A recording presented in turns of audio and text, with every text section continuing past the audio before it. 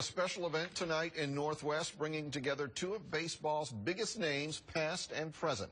We want to bring in Sports Director Scott Smith with more on what's going on tonight. This is exciting. It is. Spring training about 2.5 months away, but tonight in Northwest at the Four Seasons, you're gonna want baseball season to speed up and get here. It's actually a very special event. It's a fundraiser going on out there. You're gonna have dinner, drinks, and the entertainment. Get this, is a conversation between a couple ball players that you may have heard of before. One happens to be a Hall of Famer.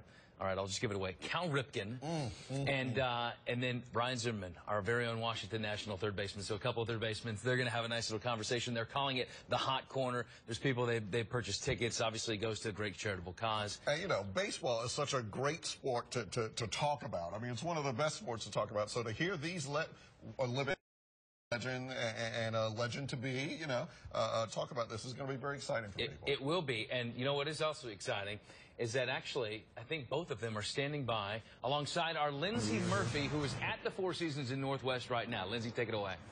Yeah, we had to fight off all kinds of paparazzi and fans and everything trying to hold these guys back from being here today. But to my left, Cal Ripken Jr. played 21 seasons in the majors, a 19-time All-Star with the Baltimore Orioles. And to his left, an All-Star with the Nationals, third baseman Ryan Zimmerman. First of all, thanks, guys, for making it here. I know Ryan just had a baby, so you said you haven't been sleeping very much, huh? Every now and then. Yeah. Sneaking it in when I can. You guys are here for a fundraising event for the Cal Ripken Senior Foundation. Can you talk a little bit about what the event is like tonight?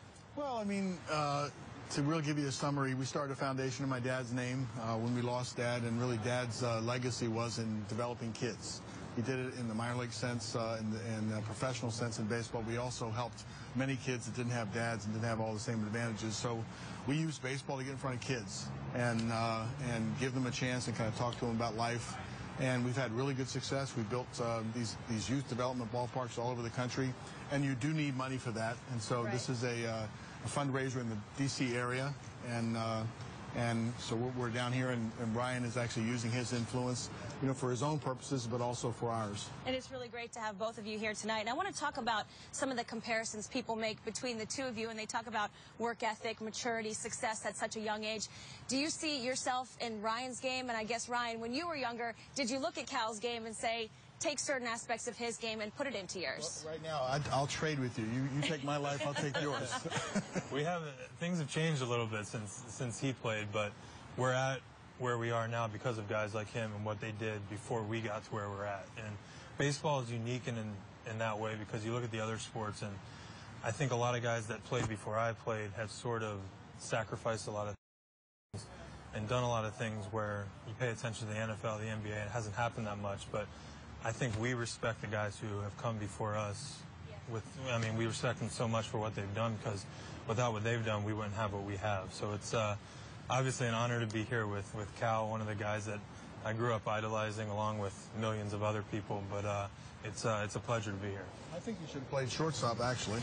It might not be too late to move you. Yeah, and then he made the switch to NBA. But played two games at shortstop in the big leagues and realized that wasn't the place for me. So it's So I'm curious, when the Nationals were on a search for a new manager, your name got thrown into the mix a little bit. Is that something you would consider doing? Yeah, I'd consider doing it now. It's kind of funny to me is I've answered the question almost the same exact way all the time, but obviously I have to actually be a little bit more careful in how I answer the question because speculation runs rampant. Yeah, totally. All I said was there's a time in your life, once my kids have now gone on to college, that I would consider other opportunities, and certainly getting back to baseball in a managing capacity or some other capacity, I would be open to that conversation. But I was never. So you're clearing up all the rumors. I was never in part of an official inquiry or official process, but it's pretty interesting how news spreads all over the place. Plus, I took advantage of it. I levered that against, he thought I was going to be the manager. Yeah. So when I asked him to do this, he felt obligated to me. There you go. And you guys did get a new manager. Matt Williams would be the new guy. And then yesterday, the Nats trade and get Doug Fister. You look at some of these improvements and changes, Ryan, what are your thoughts? It's exciting. I think we have a very good team, a team that's ready to win now. And the proverbial window has started for us. I think in any sport, it's tough to keep a core group of guys together.